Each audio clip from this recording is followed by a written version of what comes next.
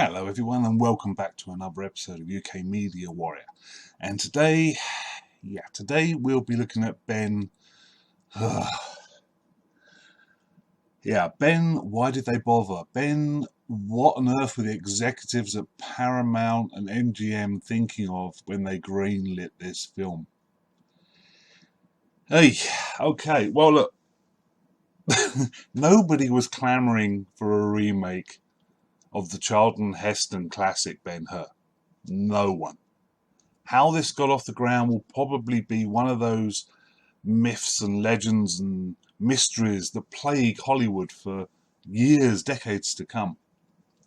But they did. They decided, Paramount and MGM got together and decided they were going to fund this film with a marketing cost of around 100 to 120 million. Sorry, not marketing, production cost, around 100, 120 million. Currently, this film has grossed at the box office around 60 million so far, and is on track to lose MGM and Paramount around 120 million. So it can be classed as the biggest flop of this year so far, without a doubt. It's a disaster. Now, why is it a disaster?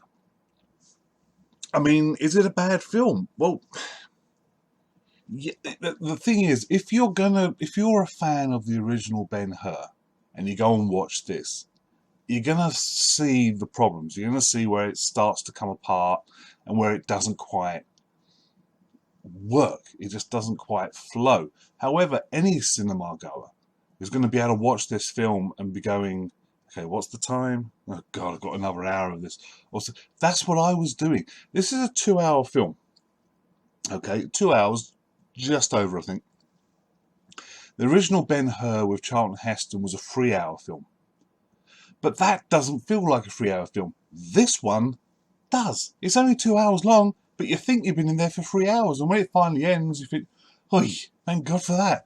It's just one of those films that drags. There's no pattern to it. There's no flow. It's jerky.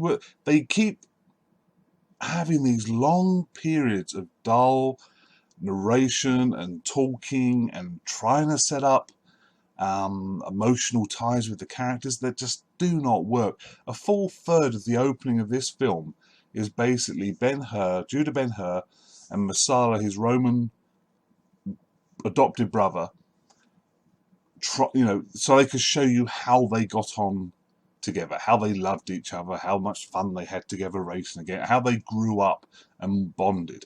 That's a full third of this film. The other 2/3 of the film, after the portrayal of Messala against the Ben-Hur family, is how Ben-Hur hates Messala now, how he's after revenge, and how Messala's turned into this evil Roman soldier who's out for blood. And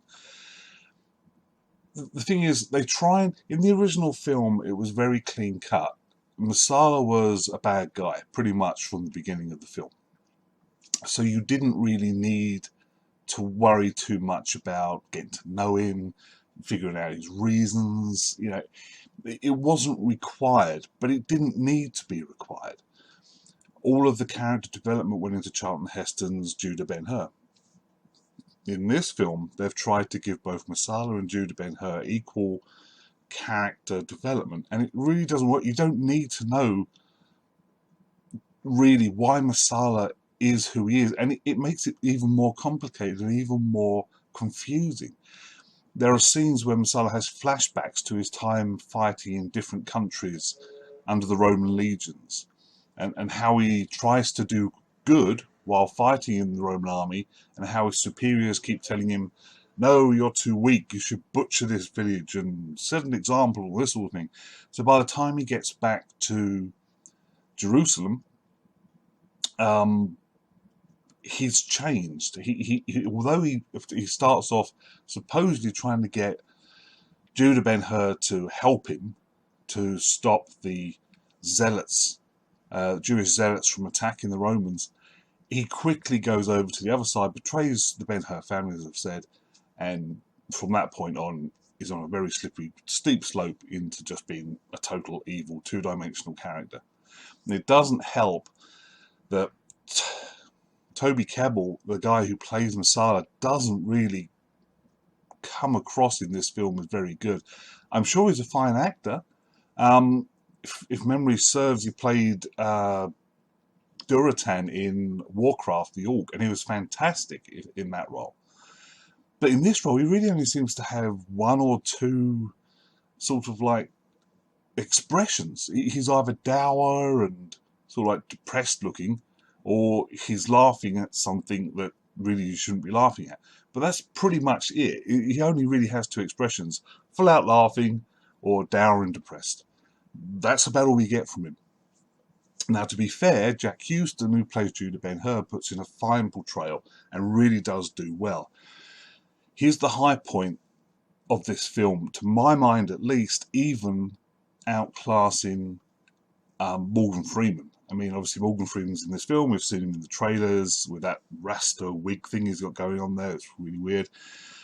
But even he in this film, Morgan Freeman is perhaps one of, if not the best working actor in Hollywood today. But even he in this film can't seem to do enough to raise it above the mediocre.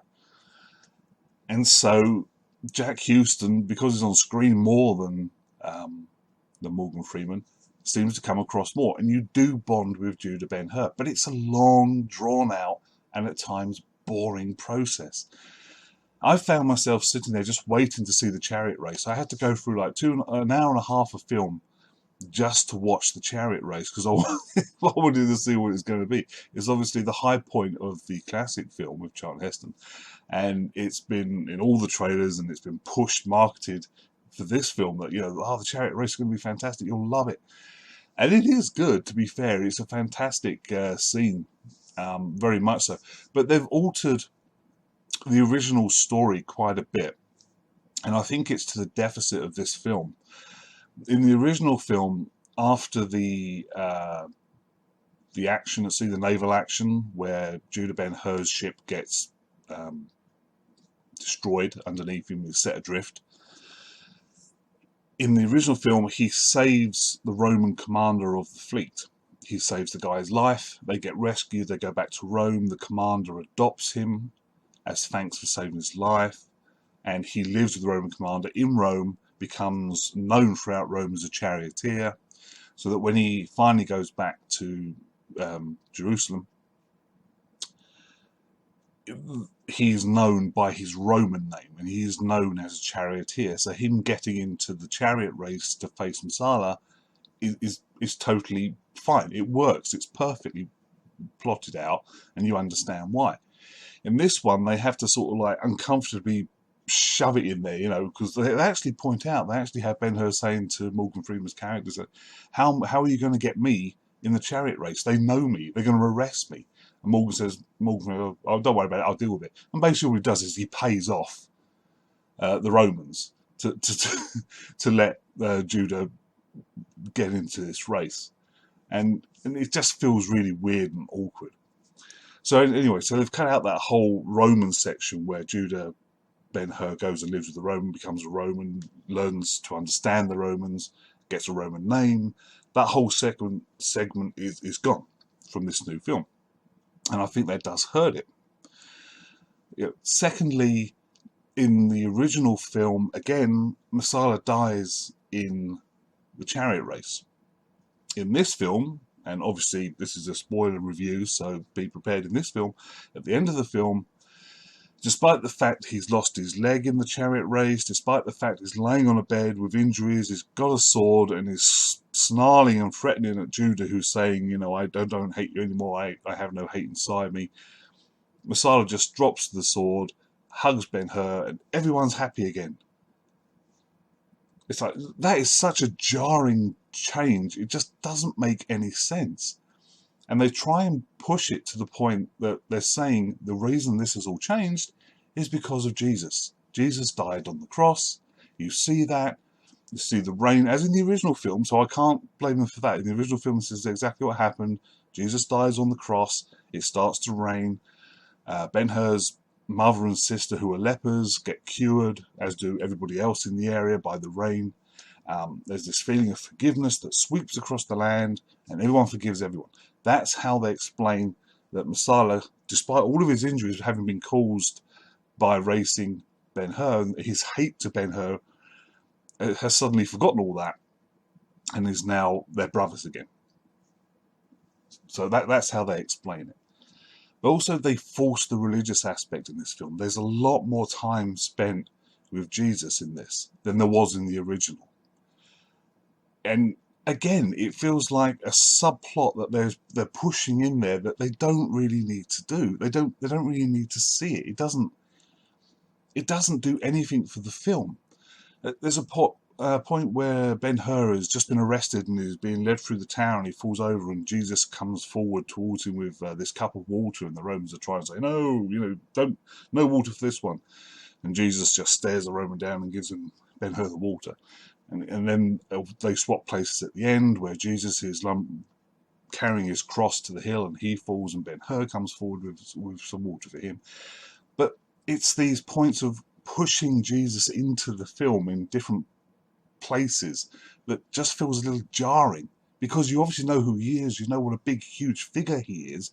It's Jesus, so having that character in this film really yanks you away from the story of Ben-Hur and what's going on with him. It's like, it's not needed. It wasn't necessary. They could have done what the original did and just leave it to the end of the film and have it as a reason for his mother and sister to be healed and for the family to get back together. Messiah's dead, the family are back together, everyone's healed, everyone's happy, fantastic, end movie. That would have worked. But hey, they know best, and because of that, they're going to lose 120 million. My worry is that this is going to be another blow to the swords and sandal epic movies in modern Hollywood. A lot of people are saying they just don't work now. People just don't like them anymore. I've always loved them. I've grown up on them. Spartacus, Ben-Hur. I grew up on these movies. And recently we've had Troy, Gladiator, both fantastic movies that I loved. But what I'm worried about is this will be yet another nail in the coffin that Hollywood's going to go, no, let's just stay away from this. It just doesn't seem to work for us. Let's stick to sci-fi or fantasy or something like that. And that works better for us. Comedies. Let's do that. But I really hope they don't. But another problem, of course, is that this year has been the year of remakes and reboots, and that has really hurt Hollywood. A lot of films have come out, Ghostbusters being a prime example, rebooting a classic series of films, and nobody's gone to see them. Or they've caused such division amongst the critics and the fans that Hollywood is reeling. And this year, none of the big films have really done great box office, or at least not to the figures that their studios would want. So the question becomes, will Hollywood learn from this? Will they try and do original stories? Or will they continue to do remakes and reboots? Who's to know? But obviously this Ben-Hur remake of a classic film, and it's been a total disaster. So we'll just have to wait and see. But that's my review, recap on the Ben-Hur film. Disappointment, a boring film. The chariot scene's fine, but that's really the only high point in the entire film for me. The rest of it is just long, slow slog to get to the chariot race, after which, once again, you lose interest. So it's just not really, to my mind, my advice, it's not worth seeing, I'm afraid. You guys take care, and I'll see you at the next recap review. See you later.